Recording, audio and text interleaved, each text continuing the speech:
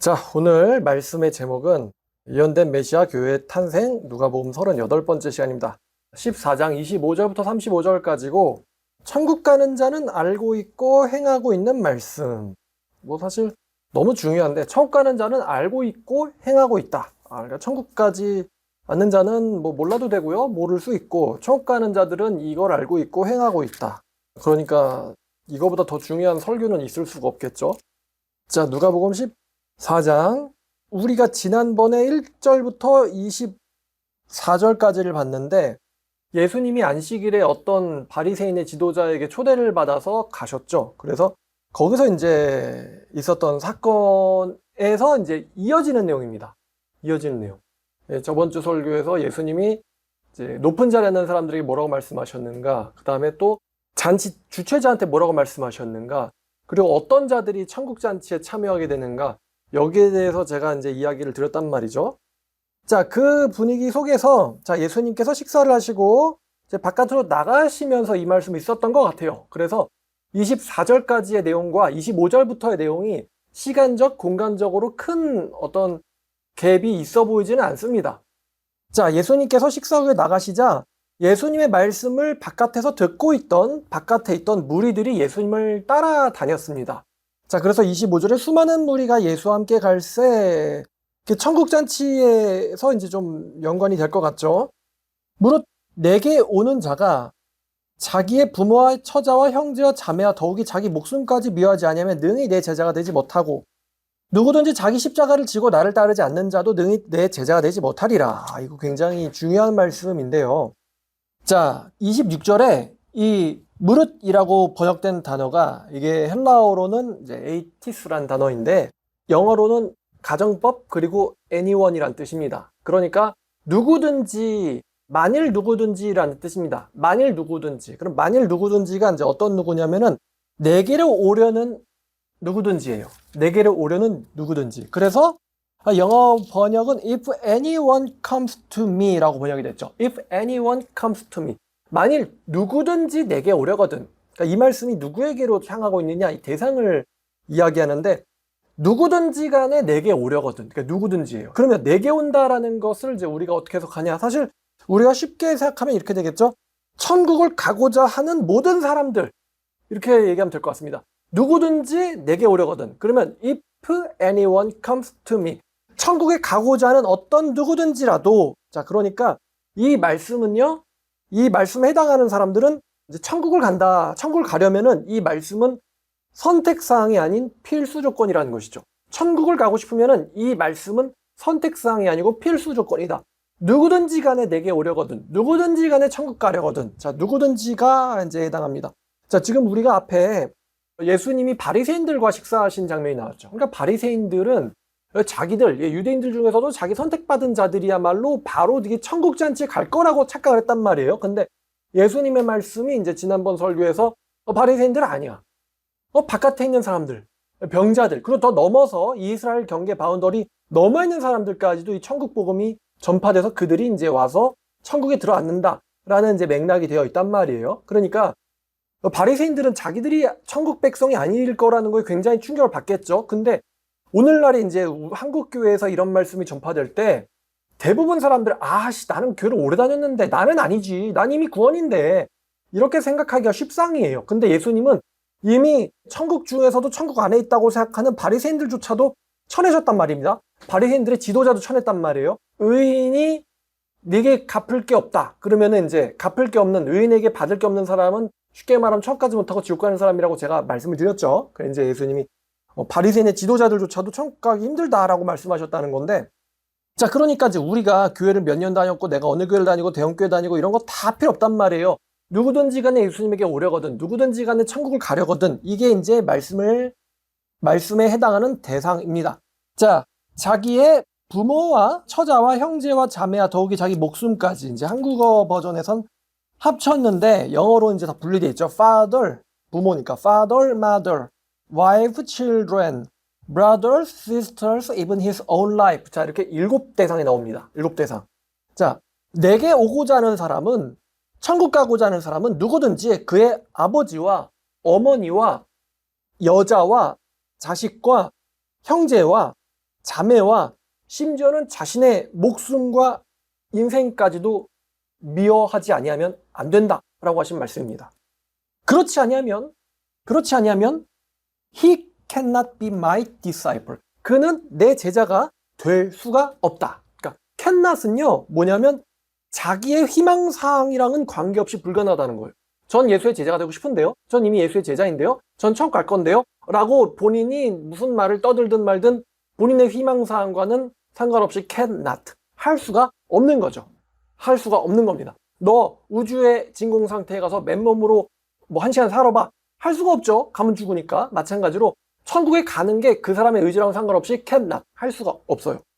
자, 그러면 이 26절에 있는 단어, 여기 단어 중에 이제 자기 목숨이란 단어가 좀 더 이제 눈에 걸리는데, 이 목숨에 해당하는 단어가 예전에도 말씀을 드린 적이 있습니다. 이 푸슈케라는 단어예요. 푸슈케. 푸슈케. 보통 영혼육이라는 뭐 3분설 주장하는 사람들이 혼에 이제 해당하는 단어가 푸슈케인데, 이 푸슈케는 혼이라는 단어보다는 이제 목숨이라는 뜻으로 많이 쓰입니다. 근데 푸슈케라는 단어는 직접적으로는 목숨을 가리키고요. 그 다음에 인생을 가리키고 영혼을 가리키기도 하고요. 아니면 에고, 자신과 관련된 모든 걸 가리키는 단어가 이 푸슈케예요. 푸슈케. 자, 그러니까 이런 말씀이죠. 즉, 내 제자가 되려거든, 천국에 가려거든, 인생을 걸지 않으면, 목숨을 걸지 않으면, 영혼을 걸지 않으면, 네 자신을 걸지 않으면 이렇게 해석됩니다. 목숨만 걸어야 되는 게 인생을 걸지 않으면, 영혼을 걸지 않으면, 자기 자신을 걸지 않으면, 결국 자신의 목숨을 걸지 않으면 내 제자가 될 수 없다라고 말씀하십니다. 그러니까 자신의 모든 것을 버리지 않으면 그 사람은 천국 갈 수 없다. 자신의 모든 것을 미워하지 않는 자는 그 사람은 천국 갈 수 없다라고 예수께서 자신을 따르는 사람들에게 말씀하신 겁니다. 그러니까 이 말씀을 듣는 사람들은 자, 안에 있는 바리새인의 지도자들 아니에요. 그 다음에 예수를 막 엿보고 있더라. 걔네들 아닙니다. 그 다음에 천국에서 먹는 자는 복이 있다. 이렇게 허풍치는 사람도 아니에요. 예수를 따라다닌다는 그래도 가난하고 병들었고 예수의 말씀에 관심이 있다는 사람들이에요. 바리새인들처럼 예수를 흠잡고 엿보려고 하는 사람들이 아닙니다. 예수의 말씀을 들으려고 따라오는 사람들이에요. 그 종교 지도자들 식사 자리에 초대도 못 되는 사람들이에요. 근데 우리가 그런 사람들 천국 가야죠 라고 생각하지만 예수님은 그런 사람들에게조차도 돌아보시면서 말씀하시는 거예요. 자신의 모든 것을 미워하지 않는 자는 내 제자가 될 수 없다. 그들은 바리새인들과는 다르게 엄청난 재산을 갖고 있거나 지위를 갖고 있거나 명예를 갖고 있지 않습니다. 그럼에도 불구하고 그들이 예수님을 따르는 마음이 정말 순수하냐에 대해서는 주님은 아시겠죠. 낮고 낮은 자라고 하는 사람들에게도 하시는 말씀이란 말입니다. 자, 예수님은요, 자신의 제자와 기독교 신자를 따로 구분하지 않으셨습니다. 그러니까 여기 이제 26절 끝머리에 내 제자가 되지 못하고라는 말씀 있잖아요. 제자가 되지 못한다라는 말과 이제 우리에게 민감한 얘기겠죠. 천국 못 간다라는 말은 사실상은 동일한 의미입니다. 제자가 못 된다, 신자가 아니다, 천국에 못 간다, 동일한 의미라는 것입니다. 그러니까 이제 우리가 또 이렇게 생각하는 사람이 있어요. 천국에 갈 수는 있는데 나는 제자는 아니야 라고 생각하는 사람이 있을 수 있습니다. 근데 이런 논리가 성립이 불가능하다는 것입니다. 천국 백성과 예수의 제자는 사실 동일한 사람들을 가리키고 있기 때문이죠. 천국 백성과 천국 시민권자와 예수의 제자는 사실은 동일한 사람을 가리키고 있기 때문에 나는 천국은 가겠지만 예수의 제자는 아니야. 제자로서 살지는 않아. 이렇게 말하는 건 논리적으로 불가능하다는 것입니다.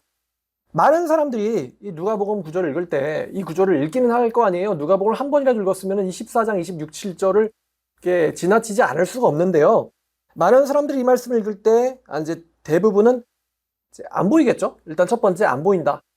두 번째 이 말씀을 얼핏 느낌은 무게감은 좀 들어오긴 하는데 회피합니다. 회피하면서 이제 이런 논리를 내놓을 수 있습니다. 이거는 특별한 헌신자들에게만 해당하는 말씀이다. 특별한 헌신자들, 예를 들어서 성직자들, 목사들에게만 해당하는 말씀이지 나에게 해당하는 말은 아니야. 이렇게 보통은 회피로 받아들일 겁니다. 근데 예수님의 말씀이 이 말씀에 해당하는 사람들은 내게로 오는 모든 자잖아요. 내게로 오려고 하는 모든 자. If anyone. 내게로 오려고 하는 모든 자니까. 심지어 이거는 성직자들한테 한 말씀이 아니죠. 그 당시 성직자들 아니고, 성직자들의 동급 아니고, 학자들 아니고, 율법교사 아니고, 그래도 예수를 따른다는 가난한 자들, 그런 사람들에게 하신 말씀이란 말입니다. 그들을 가리키면서 돌아보시면서 말씀하시기를 그러니까 최소한 이거는 평신도, 기독교인이라 불리는 사람들, 크리스찬이라고 하는 사람들에게 하신 말씀이라는 것이죠. 그러니까 이 말씀에 대한 대상이 내게로 오려고 하는 오는 모든 자이기 때문에, 다시 말해서 천국에 들어가고자 하는 모든 자를 가리키고 있기 때문에 여러분이 최소한 천국에 가고 싶다면 이 말씀은 피할 수 있는 말씀도 아니고 피해야 하는 말씀도 아닙니다. 이 말씀은 천국에 가려고 한다면 당신은 무조건 새겨 들어야 하는 말씀이란 뜻이죠.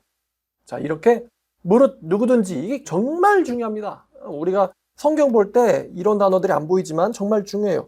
자, 예수님이 언급하신 대상들이 아빠, 엄마, 여자, 자식, 형제, 자매, 그다음 마지막으로 이제 자신, 이렇게 7 대상이 나왔는데, 제가 그냥 간단하게 말씀드릴게요. 아빠, 다 이제 사실 전부 우상이 될 수 있는 대상들이거든요. 아빠, 사람들이 아빠 의지 잘하죠. 왜냐면 경제권을 갖고 있고 우리에게 용돈을 주는 분들이기 때문에. 근데 아빠 금방 돌아가셔요. 인생 살다 보면. 그럼 누구 의지하죠? 엄마 금방 돌아가셔요. 엄마 돌아가시면 누구 의지합니까? 아내. 이건 뭐 대부분 남자들은 공감할 것 같은데, 좀만 기분 상하게 하면 원수가 되는 게 바로 여자예요. 그 다음에 자식 잘못 키우면 칼 빼들어요. 요즘 그렇지 않습니까? 자식 잘못 키우면 칼 빼들잖아요, 부모한테. 자기가 낳은 자식한테 살해당하는 게 얼마나 참 엽기적인가요? 다윗도 안 그렇습니까? 압살롬이 아빠한테 칼 빼들었죠.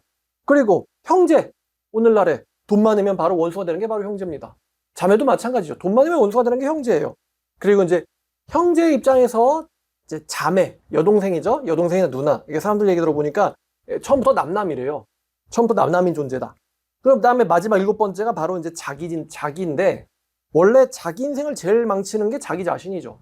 제가 지금 앞서 언급한 6 대상들, 아빠, 엄마, 여자, 자식, 그 다음에 형, 혹은 오빠, 혹은 이제 누나, 여동생, 이런 존재들은 원래 자기 인생을 잘 못 망칩니다. 자기 인생을 제일 잘 망치는 건 자기 자신입니다. 그러니까 예수님이 얘기하신 이 언급한 이 7 대상들은 사실은 다 우상들이에요, 우상들. 우상들. 사랑하기 쉽지만 또 숭배하기 쉽고 빠지기 쉽지만 사실은 우상들이라는 것입니다.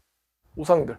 이 7 대상과의 거리를 벌리질 못해서, 이제 아빠부터 시작해서 자기 자신까지 7 대상과의 거리를 벌리질 못해서 사실은 영생을 같이 잃게 돼버리는 게 굉장히 흔하게 일어나는 일이에요. 예수님은 처음부터 내가 진리를 전하러 왔을 때 가족 중에 원수가 있다라고 누차 말씀해 오셨어요. 가족 내에서 서로 대적이 일어나게 된다. 대적하게 된다. 자, 그래서 심지어 자기의 목숨도 미워하지 않으면 내 제자가 되지 못한다라고 이제 말씀을 하셨습니다. 자, 27절에 보니까 누구든지 자기 십자가를 지고 나를 따르지 않는 자도 능히 내 제자가 되지 못하리라. 자, 근데 이게 역시 또 우리에게 오해가 되기 쉬운 말씀이에요. 오늘날에는 십자가가 기독교의 상징이죠. 기독교의 상징이기도 하고 예수님의 영광의 표현이기도 합니다. 근데 말씀을 해석을 할 때는 우리의 기준, 기분, 느낌에서 해석하면 안 되고 이 말씀을 듣는 2000년 전 사람의 입장에서 생각을 해야 되잖아요. 그럼 2000년 전 사람들에게 십자가라는 것은 사형틀이란 말이죠. 오늘날로 말하자면 이제 교수대였을 것이고, 좀 더 옛날로 가면 이제 작두, 뭐 그렇게 되겠죠. 아니면 뭐 이제 옛날 16세기쯤 가면 그때 사람들한테 이제 단두대 이렇게 여겨졌을 것 같아요. 자, 사형틀이었단 말입니다. 단두대 생각만 해도 굉장히 끔찍하고 좀 역겹고 무섭죠.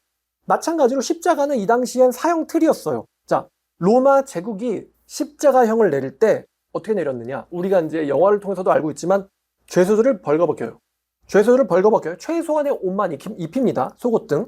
그리고 자기 십자가를 지가 지고 오게 만들어요. 이게 굉장히 좀 엽기적인 행위거든요. 지를 죽일 도구를 지가 지고 가고 들고 가게 만들어요. 전기의자로 처형당할 사람이 전기의자를 들고 가게 만드는 것 같은 거예요.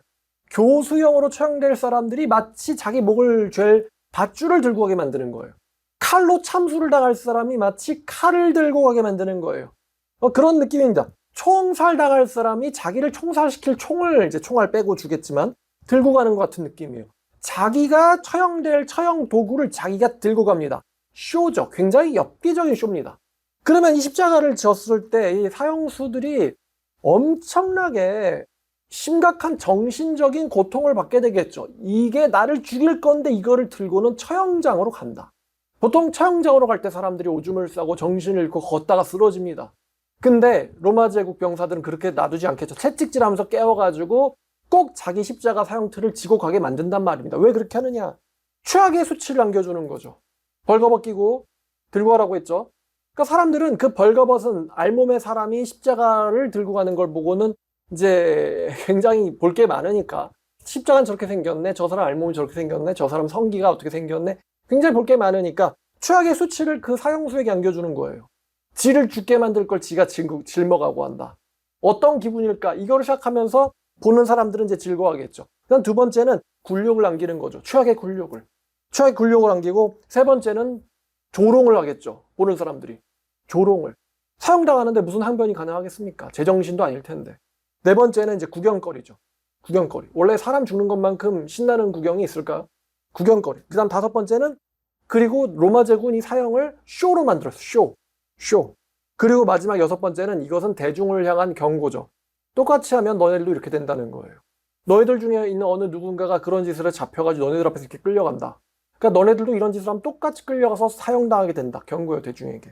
그러니까 이 십자가를 진다라는 것은 정말 최악의, 사람이 태어나서 겪을 수 있는 경험, 기분, 감정 중에 아마 최악의 경험일 것입니다. 여러분들은 결코 한 번도 경험해 본 적이 없겠지만요. 자, 그럼 예수님 말씀하신 자기 십자가를 지고 나를 따르라. 십자가를 지고 가는 때는 언제냐면 사형당하는 때예요. 사람이 십자가를 지고 가는 때는 사형당하는 때입니다. 그러니까 자기 십자가를 지고 나를 따르라라는 의미는요, 쉽게 말하면은 똑같이 십자가형의 처형당을 각오를 하고 나를 따라오라라고 보는 것이 사실 직접적인 의미예요. 자기 십자가를 지고 나를 따르라. 이 말에는 사실 예수의 십자가형도 암시돼 있죠. 내가 십자가를 지고 죽을 거지만 너희들도 자기의 십자가, 왜냐면 자기가 죽을 형틀이니까요, 자기 십자가를 지고는 나를 따라야 한다. 처형당을 각오를 하고 나를 따르라. 그럼 이제 여기서 이제 확대를 해석을 하면, 예수를 믿기 때문에 따라오는 최악의 수치와 굴욕과 세상 사람들의 조롱거리와, 이건 이제 바울도 한 말이죠. 세상의 조롱거리. 그리고 이 세상의 쇼가 되는 것에 대해서 각오하라 라는 말씀이에요. 사실 1세기 중반에만 돼도 로마 제국에 의해서 기독교인들이 이런 쇼의 대상이 되곤 했죠. 태워서 죽이기도 하고, 사자에게 죽이기도 하고, 서로 싸우게 해서 죽이기도 하고, 이런 쇼의 대상이 실제로 되었습니다. 예수님께서는 그런 것을 염두에 두고 하신 말씀인 것 같아요. 그러니까 너희들이 나를 따라오려거든, 쉽게 말해 처형당할 각오 없으면 따라오지 말라는 거예요. 처형당할 각오 없이 따라오지 않는 자도, 처형당할 각오 없이 따라오지 않는 자도 내 제자가 될 수 없다. 처형당할 각오 없이 따라오지 않는 자도 내 제자가 될 수 없다. 그러니까 사실 예수님이 앞장서시고 뒤에 군중들이 따라오지만 다 같이 예수님과 같은 장소를 갈 수는 없죠. 대부분은 도망가겠죠. 대부분은 못 견디고 도망가고 중도 포기하고 떠나버리겠죠. 그리고 사람들이 제일 좋아하는 거, 잘하는 거지만 마치 자기는 거기에 몸담지 않았던 것처럼 예수의 반대편, 적대편에 서가지고 예수를 조롱하는 거. 예수를 열심히 따르던 사람인데 이런 각오 없어요. 사실은 자기가 겁쟁이인 거죠. 자기가 부정직한 거예요. 자기가 거짓말쟁이인 거예요. 근데 사람은 겁쟁이이고 거짓말쟁이라는 걸 숨기기 위해서 적대편에 서기를 좋아합니다. 그래서 조롱하는 거. 그러니까 예수와 같은 곳을 갈 수는, 예수가 가신 곳을 따라갈 수는 없다는 거죠. 그런 믿음과 각오와 용기가 없이는. 자, 그러니까 십자가를 지고 따라간다. 처형당할 각오를 하고 따라간다. 이게 굉장히 남자들에게나 여자들에게나 굉장히 살 떨리는 무서운 말씀이에요. 오늘날에야 십자가형이 없지만 이 당시 사람들의 입장에서는 십자가 지고 따라와라, 그렇지 않으면 내 제자가 못 된다라는 말은 남자가 듣기에도 살 떨리는 말이고 여자가 듣기에도 굉장히 무섭고 살 떨리는 말입니다. 십자가형을 본 적이 있을 테니 말입니다. 자, 너희 중에 누가 망대를 세우고자 할진대 자기의 가진 것이 준공하기까지 족할는지 먼저 앉아 그 비용 계산하지 않겠느냐. 오늘 기사를 봤는데 대구 흉물이라고 불리는 무슨 프라자라는 건물이 있대요. 근데 조사를 알아보니까 1989년에 착공을 했대요. 1989년에 착공을 했는데 1999년에 공사가 중단되고 26년 동안 방치됐다고 합니다. 와, 이걸 어떻게 26년 동안 방치할 수가 있나? 자, 근데 그러면 이거 쓸 수는 있는 거야? 26년, 거의 30년이 방치된 건물인데 착공된 것부터 생각하면 거의 3, 40년이 방치된 건물이란 말이죠. 근데 이거를 이제 누가 인수해가지고 어떻게 하기로 했다 이런 기사를 봤는데요. 자, 그러면 마찬가지로 어떤 사람이 비용을 가지고 이것을 완공할 수 있을까를 먼저 계산을 해야 되는데, 그렇지 않으면은 이제 기초만 놓고는 완공을 못하면은 그걸 지나가는 사람들이 다 보면서 욕하는 거예요. 야, 이 사람이 시작을 했는데 완성 못하는구나. 그러면 또 29절 보니까 이 사람이 공사를 기초만 쌓고는 이루지 못했다라고 비웃음을 당한다고 했잖아요. 이게 또 역설인데, 조롱을 무서워해서 예수의 십자가의 자리에서 떠나게 된다면 역설적으로 그 사람이 나중에 조롱을 당하게 된다는 말이 되죠. 조롱을 무서워서 그 자리를 도망가면 나중에 조롱을 당하게 된다. 그러니까 믿음도 없이 신앙생활을 시작하면 나중에 조롱당한다. 사람들에게 조롱을 당하든 나중에 천사들한테 조롱을 당하든 어쨌든 조롱당한다. 얘가 시작만 해놓고는 아무것도 이루지 못했네 이러고 조롱당한다. 주변 사람들이 다 지켜보거든요. 아니면 뭐 요란하기 시작을 했는데 천국을 못 들어가. 그러면 조롱당하지 않겠습니까? 자, 그리고 30절 이르되 이 사람이 또 31절 어떤 사람이 다른 임금과 싸우러 나갔을 때 먼저 앉아서 1만 명 가지고 2만 명을 거느리고 오는 자를 대적할 수 있을지 헤아려보지 않겠느냐. 만일 못할 거라면 멀리 있을 때 사신을 보내 화친을 청할지니라. 이게 참 오늘날에도 뭐 비슷한 사건이 뭐가 있냐면은 지금 뉴진스랑 하이브랑 법정 공방하고 있잖아요. 근데 딱 봐도 어른들은 보기에 이거 못 이기는데 근데 아이들이 그냥 어떻게 해보는데 지금 보니까 아이들이 이길 것 같아요? 못 이길 것 같아요? 못 이길 것 같죠? 그러니까 결국에는 그 기간 동안에 연예인으로서의 기회와 시간과 또 자기를 지지해주는 사람들에게 이제 상처가 되고 실망이 되겠죠? 물론 자기 손해겠지만. 그러니까 이게 계산을 못해서 그렇단 말이에요. 자, 자기의 군사로 적들을 막을 수 있을지를 계산을 해야 돼요. 이거 계산도 못하고 싸우면은, 그러니까 계산 못하고 싸우면 이제 진짜 인생이 망합니다. 인생이 망해요. 자, 뭐 적나라한 예가 있는데 예레미야 때 시드기야라는 마지막 왕이 항복을 권고받았죠. 항복하세요. 그러면 살 겁니다. 근데 이 사람이요, 항복을 안 해요. 시드기야가 여호와의 말씀에 너는 잡힌다인데, 이 시드기야라는 사람이 제가 진짜 이해가 안 되는 사람이에요. 여호와의 말씀이 맞는 것 같으니까 예레미야한테 물어는 보는데 예레미야의 대답은 항복해라. 그거밖에 길이 없다예요. 근데 이 사람이 물어봐 놓고도 항복합니까 안 합니까? 안 해요. 어떻게 되죠? 결국에는 예루살렘 성이 무너지고 도망가다 잡힙니다. 그 뒤로 어떻게 되나요? 자기의 자식들은 자기가 보는 눈앞에서 처형당합니다. 아버지가 당할 수 있는 최악의 경험이겠죠. 자식이 처형당하고 그 슬픔이 가시기도 전에 눈을 뽑아버려요. 그러니까 자기가 본 자식 죽는 장면이 마지막 장면이 되겠죠. 그리고는 죽을 때까지 감옥에다 가둬버립니다. 느부갓네살이. 만약에 예레미야 얘기한 것처럼 항복하세요. 화친해야 됩니다. 했으면 그렇게 안 됐을 겁니다. 그러니까 계산 잘못했다가 시드기야가 뭘 잃었어요? 모든 걸 잃었죠. 자식도 잃었고 나라도 잃었고 자신의 목숨도 잃었습니다. 얼마나 끔찍한 인생이었을까요? 근데 여기서 계산을 잘못하면 잃게 되는 건 자식이나 목숨이 아니고요, 영생입니다. 영생을 잃고 지옥에 들어가는 것이죠. 영생을 잃고 지옥에 들어간다. 크리스찬으로서 생활을 했지만, 시작은 했지만 구원은 얻지 못하고 천국에 들어가지 못하고 지옥에 던져진다. 그러면 거기 들어가서 계속 이를 갈면서 평생 동안 서글퍼하겠죠. 그때 그 말씀을 새겨 들을 걸. 그때 공사 완공하지 못했다고. 그때 적들을 막아내지 못할 거라고 예시를 들었던 사람이 나였구나. 라고 영원히 후회하겠죠. 자, 33절 이와 같이 누구든지 자신의 모든 소유를 버리지 아니하는 자는 능히 내 제자 되지 못하리라. 같은 말씀 또 나왔는데요. 자, 우리가 이제 예민한 단어 소유란 단어인데 이 소유가 휘파르콘이란 단어입니다. 그래서 이제 직접적으로는 자신의 재산, 돈을 가리키고요. 자신의 재능을 가리키기도 하고 자신의 지위를 가리키기도 하고 명성을 가리키기도 해요. 자신이 소유한 모든 것을 가리키는 단어가 이 휘파르콘입니다. 자, 그러니까 그럼 이제 우리가 또 이제 좀 솔직하게 물어볼까요? 천국 가려면 전 재산을 버려야 된다는 뜻일까요? 이런 질문이 나올 수 있는데요. 천국 가는 사람은 전 재산을 버려야만 될까? 자, 그러면 이 질문에 대해서 우리가 반대로 그렇다면 천국의 자녀들 중에서는 부자가 없었나? 라는 질문을 한다면 이 질문이 바로 해결이 되죠. 천국 가는 사람들 중에서는 부자가 없었나요? 자, 그러면 이 말씀 무슨 뜻일까? 예수를 위해서 모든 것을 버릴 각오가 언제든지 돼 있느냐라는 뜻입니다. 예수를 위해서 모든 것을 버릴 각오가 언제든지 돼 있는가? 다시 말해서 모든 것보다 최우선되어서 예수님이 계신가라는 거예요. 자, 직접적으로 예를 들어서 부르심을 받자 돈 잘 버는 직업이죠. 이 세리라는 직업을 버린 마태. 바로 직업 버리고 따라왔어요. 그 다음에 인생을 버린 베드로와 요한, 안드레. 업으로서의 인생을 버렸죠. 자신의 그물과 아버지를 버려두고 예수를 따르니라. 그리고 사도 바울도 예수의 제자가 되기 위해서 자신의 지위와 삶을 버렸죠. 아마 좀 머리 굴리면은 야, 바리새인으로서 예수의 제자, 예수쟁이가 될 수도 있잖아. 그럼 바리새인 중에 예수 제자는 없어?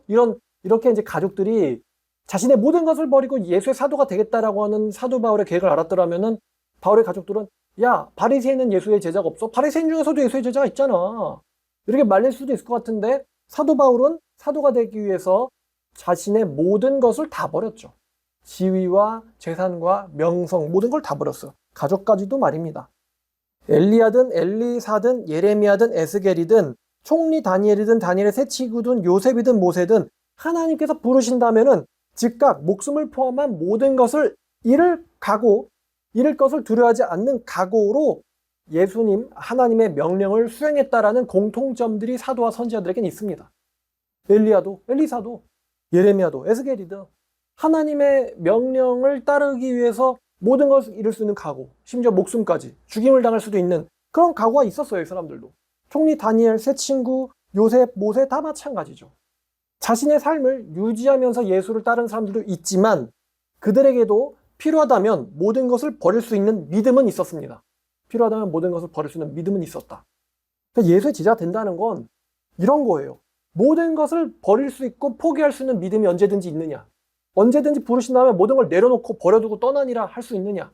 이런 믿음이 천국 가는 사람들에게는 요구된다는 것입니다. 34절 소금은 좋은 것이나 만일 소금이 그 맛을 잃으면 무엇으로 짜게 하리요.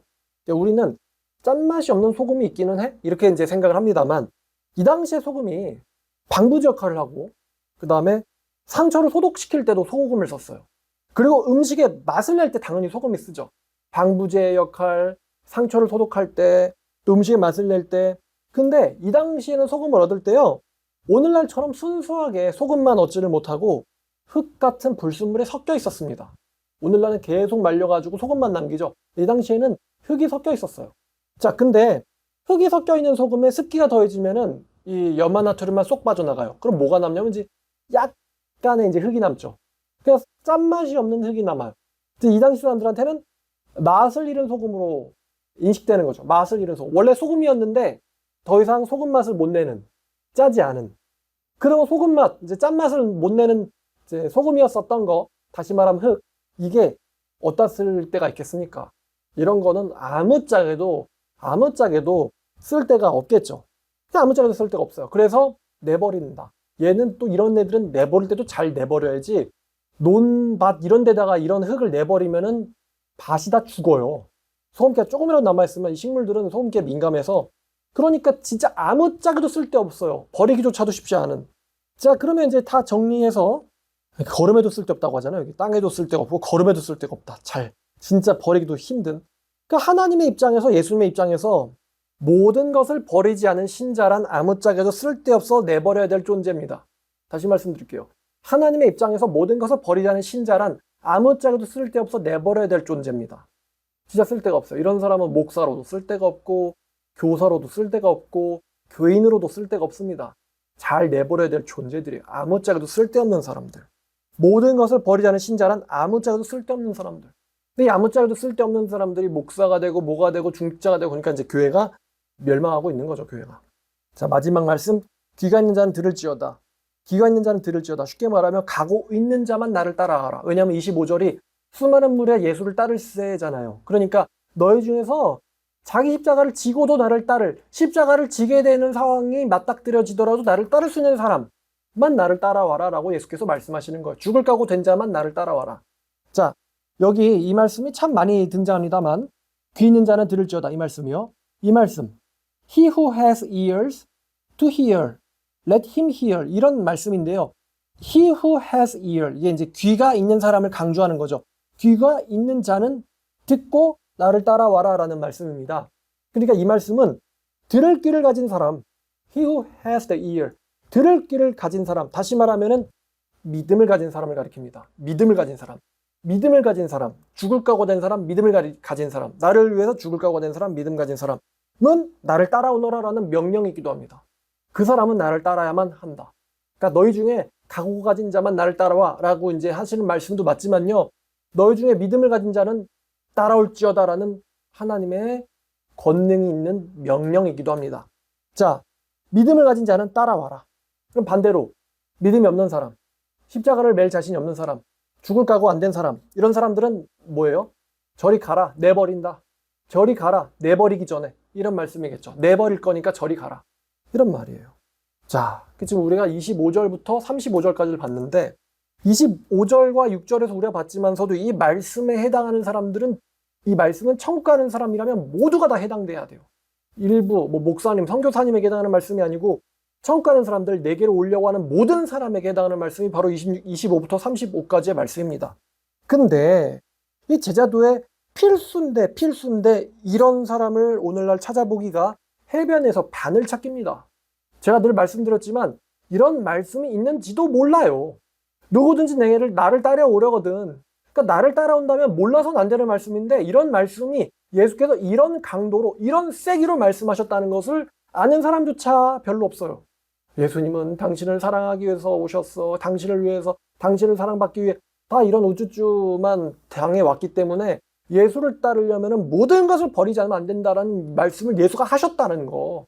자기 십자가를 질 정도의 각오, 사형틀을 질 정도의 각오가 아니면 나를 따라오지 말라고 하신 말씀, 그런 사람이 아니라면 내버린다, 할 수도 없다, 될 수도 없다, 오지도 못한다 라고 말씀하셨다는 것을 대부분들 모른단 말입니다. 대부분들. 그러니까 천국 가는 사람이 다수겠어요? 소수겠어요? 이거는 극소수예요. 극소수. 자, 그래서 이런 말씀을 사모하냐? 사모하는 사람도 매우 적어요. 아는 사람도 적고 사모할 사람도 매우 적고, 그리고 이 말씀을 실천하고 사는 사람은 더 적겠죠. 그렇다면 과연 질문인데, 과연 한국교회가 하나님의 심판날을 견딜 수 있을까요? 하나님의 심판날을 견딜 수 있을까? 정말 무서운 말씀입니다. 무서운 이야기입니다. 제가, 또 여러분들이 한국교회가 심판날을 견딜 수 있을까? 예수의 제자, 예수를 따라가는 자에 합당한 자들인가? 자기 십자가를 질 수 있는 각오가 된 사람들인가? 자기 아빠와 엄마와 여자와 남편과 자식과 형제와 자매와 심지어 자기 목숨마저도 포기하고 모든 것을 잃을 각오로 조롱과 수치와 모욕과 고통과 모든 것을 견디고서도 예수님을 따라갈 만한 각오가 되었는가? 자문해야 돼요. 자문해야 됩니다. 예수 믿는다는 건 장난이 아닙니다. 놀이도 아닙니다. 취미도 아닙니다. 예수 믿는다는 것은 인생보다 더 무겁습니다. 인생 그 이상입니다. 아무리 지금의 자유민주주의, 자유가 강조되고 있는 시대라 할지라도 여전히 이 말씀이 우리에게 요구하고 있어요. 너는 모든 것을 버릴 수 있는 사람이냐? 심지어 네 자신의 인생도 버릴 수 있는 사람이냐? 대부분의 사람들이 예수님을, 신앙을 인생의 데코레이션, 인생을 윤택하기 위한 수단 방편 정도로만 생각을 합니다. 근데 예수님은 나를 따라오는 자는 사형틀까지도 짊어질 각오, 사형대 위에 설 각오가 되어 있어야 한다. 그렇지 않으면 나를 따라오지 못한다라고 말씀하셨어요. 과연 이렇게 자유가 있는 상태에서 사형틀까지 올라갈 각오를 하고 예수를 따른다는 것은 어떤 삶일까? 자유민주주의에서 사형틀까지도 각오하고 산다는 게 어떤 인생을 산다는 걸까? 우리가 자문해야 될 것 같아요. 저는 단도직입적으로 여러분에게 성경 읽기도 귀찮은 사람이 어떻게 사형을 감당하겠냐라고 이야기하지만 말입니다. 성경 읽으려고 의자에 앉아있는 게 제일 쉬운데, 세상에서 그것조차도 하지 않아서 성경에 대해 무지와 몰이해로 가득한 사람이 어떻게 예수의 제자고 천국 가겠냐라고 여러분들에게 아주 귀가 못이 박히도록 얘기를 했지만 말입니다. 이 말씀을 어떻게 이 시대 가운데서 나에게, 또 우리 가족들에게, 교인들에게 적용할지 고민해 보시는 시간이 되었다면 참으로 기쁠 것 같습니다. 기도하겠습니다. 하나님 감사합니다. 오늘 누가복음 14장 25절부터 35절까지의 말씀으로 나눴습니다. 누구든지 나를 따르려거든 하는 천국 가는 모든 자에게 하신 말씀인데, 우리가 이렇게 무거운 말씀, 중요한 말씀을 사실은 모르고 사는 사람들이 대부분입니다. 정말 심판날에 한국교회가, 또 제가, 우리들이 이것을 견딜 수 있을까 고민이 됩니다만, 예수님 당시에는 실제로 예수를 따르는 사람들이 로마 제국의 박해를 견뎌내고 신앙을 지켰습니다. 우리 또한 그들의 삶을 본받을 수 있게 하시고 그들의 믿음을 이식받을 수 있게 도와주시옵소서. 예수님만 바라보게 해주세요. 예수님의 이름으로 기도드렸습니다.